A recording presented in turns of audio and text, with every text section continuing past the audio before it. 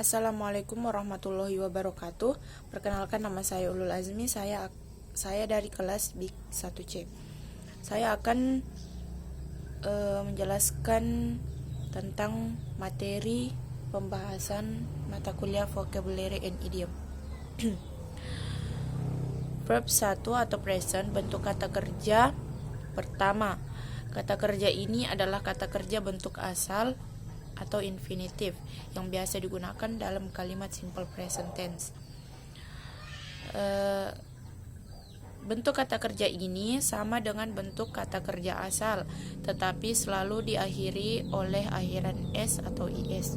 Contohnya, sleep, sleeps, cry, cries, study, studies. Itu ada penambahan s atau is.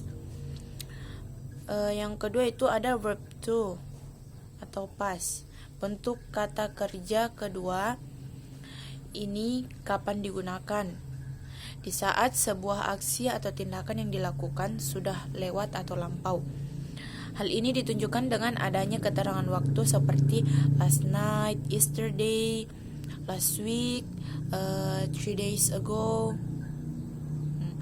Juga biasanya kata kerja ini tuh ditambahkan di atau id. Contohnya, clean, clean it, itu ada penambahan id. Eat, ate. Yang ketiga itu verb 3 atau past participle. Sebenarnya kata kerja ketiga ini bisa dibilang hampir mirip dengan kata kerja kedua. Kenapa? Karena bentuk ketiga dari verb digunakan untuk kalimat perfect tense dan passive voice, sama halnya dengan verb to. Verb 3 juga dibagi dua menjadi regular verb dan juga irregular verb. Contohnya, study, studied, studied, go, went, gone. Selanjutnya, pengertian, jenis, contoh, dan fungsi noun. Pengertian dari noun adalah kata yang digunakan untuk menamai atau menyebut orang, benda, tempat, dan ide. Dengan kata lain, kata ini merujuk pada benda fisik dan konsep abstrak. Contohnya, seperti benda fisik itu table, house, pond. Konsep abstraknya time, idea, or opinion. Jenis dan contoh noun. Berikut jenis dan contoh noun dalam bahasa Inggris. Concrete and abstract nouns. Concrete noun adalah noun yang dapat diamati oleh panca indera, sehingga sifatnya konkret atau merujuk pada suatu benda secara langsung seperti disinggung di muka. Contoh, book, eraser, bottle, chair. Yang kedua ada abstract noun. Abstract noun adalah noun yang tidak diamati oleh panca indera. Dengan kata lain, noun ini bersifat abstrak atau berkonsep kebendaan saja. Noun jenis ini biasanya ditandai dengan age. Contohnya itu biasa ditandai dengan akhiran ace, age. Contohnya itu happiness, freedom, age, time, life. Yang kedua ada countable and uncountable nouns. Berdasarkan bisa tidaknya dihitung, noun dikelompokkan menjadi dua, yakni countable noun adalah noun yang dapat dihitung. Ciri-ciri dari noun ini adalah dapat diikuti oleh hitungan 1, 2, 3, 4, 5, dan seterusnya. Dapat diikuti oleh artikel a dan e dan n dalam bentuk tunggal. Dapat ditambah akhiran s dan is dalam bentuk jamak. Contohnya, a house, one house, 3 houses. Dictionary, a dictionary, one dictionary, 4 dictionaries. Uncountable noun adalah noun yang tidak dapat dihitung, adapun ciri-cirinya berkebalikan dari countable noun, yaitu tidak dapat diikuti oleh hitungan 1, 2, 3, 4, 5 dan seterusnya. Tidak dapat diikuti oleh artikel e dan en, tidak ada bentuk tunggal. Tidak dapat ditambah s dan is, tidak ada bentuk jamak. Contohnya, a glass of milk, two glasses of milk, a block of cheese, 2 blocks of cheese. Yang ketiga ada mixed noun. Mixed noun yaitu noun yang bisa menjadi countable dan uncountable, tergantung kondisi atau konteks di mana ia digunakan. Contoh, I saw a hair on the floor. Selanjutnya, common and proper nouns. Common noun adalah noun yang mengacu pada hal-hal yang masih umum, sehingga penulisannya tidak menggunakan huruf kapital, kecuali mengawali sebuah kalimat atau judul. Contoh, person, city, country, month, restaurant, park, hall, and port, dan seterusnya. Proper noun merupakan hiponim dari common noun, sehingga acuannya lebih spesifik daripada common noun. Jenis noun ini biasanya dikenal dalam bentuk nama suatu hal, orang, benda, tempat, dan seterusnya. Contohnya, John itu nama orang, Semarang nama tempat, Indonesia country, Juli month, house nama tempat. Collective nouns. Collective nouns adalah noun yang menunjukkan adanya suatu gabungan, baik itu orang, tempat, ataupun benda dan sebagainya. Contohnya, class, family, group, public, staff. Fungsi noun. Secara garis besar, fungsi noun dalam bahasa Inggris adalah subject, life is wonderful. Subjeknya itu life. Objeknya, terus ada object of preposition, objek preposisi. Subjective complement, penjelas subjek. Objective complement, penjelas objek. Modifier of nouns, pairs, penjelas noun pairs. Head of noun pairs, inti noun pairs.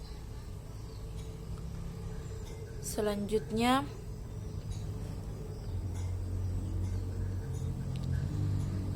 kata sifat atau adjektif dalam bahasa Inggris.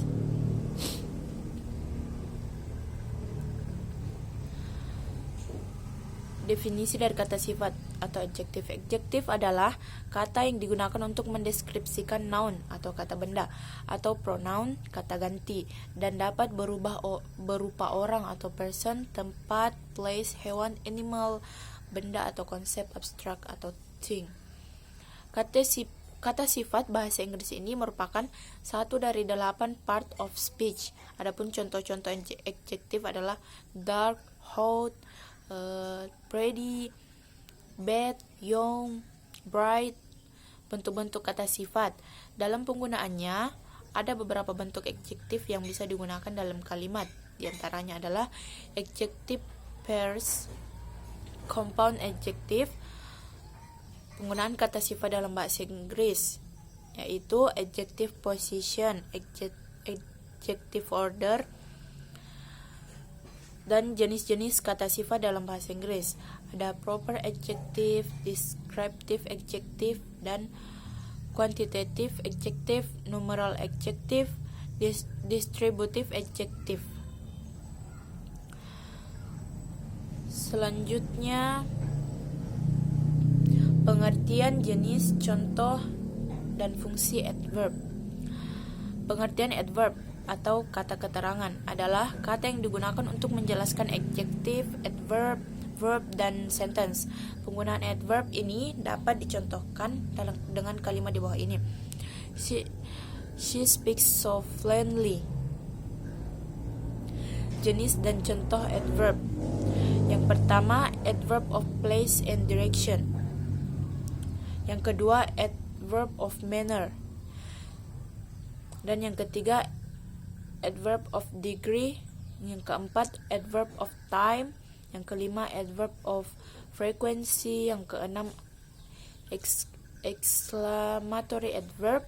Yang ketujuh, explanatory adverb. Yang delapan, interrogative adverb. 9, sentence adverb. Posisi adverb. Posisi adverb dalam kalimat mengikuti ketentuan place and direction plus frequency plus time. Contohnya, I have been to London several times this year. Yang kedua, manner plus time. Contohnya, Arifah studies seriously at school every day. Yang ketiga, auxiliary 1 plus adverb plus auxiliary 2, auxiliary 3, and ordinary. Contohnya, I have almost finished working. Fungsi adverb selain dari yang disebutkan pada jenis adverb di atas, fungsi adverb dalam bahasa Inggris yang lainnya adalah sebagai berikut. Yang pertama, emphasis atau penekanan. Seperti contohnya, only you come here. Yang kedua, negation, negasi dan penyangkalan. Contohnya, she does not look at us. Yang ketiga, conjunctive adverb atau penyambungan. Contohnya, stop making that noise, otherwise I'll call the police.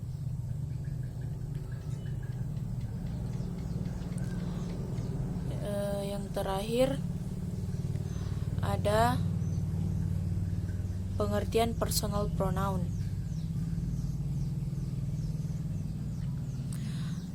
Personal pronoun adalah pronoun atau kata ganti yang digunakan untuk orang, hewan, benda, atau hal secara spesifik.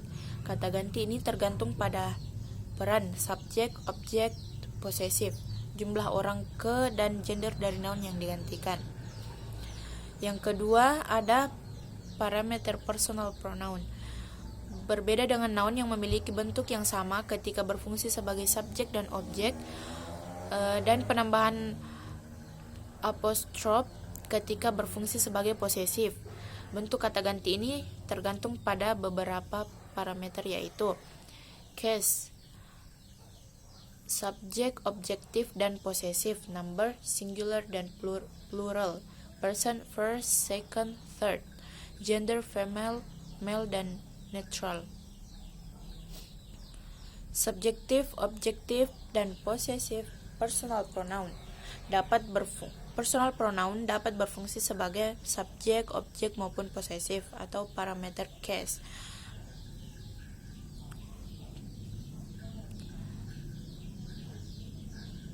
Selanjutnya, first, second, dan third person personal pronoun. Dan yang terakhir, personal pronoun sebagai apositif. Personal pronoun dapat digunakan pada apositif. Jika apositif menerangkan subjek, kata ganti yang digunakan adalah subjek personal pronoun. Contohnya, I, you, they, we, she, it. Sebaliknya, jika apositif menerangkan objek, maka kata ganti yang digunakan adalah objektif personal pronoun, yaitu me, you, us, them, her, him, it. Mungkin itu saja penjelasan dari saya. Mohon maaf jika ada kekurangan. Thank you. Wassalamualaikum warahmatullahi wabarakatuh.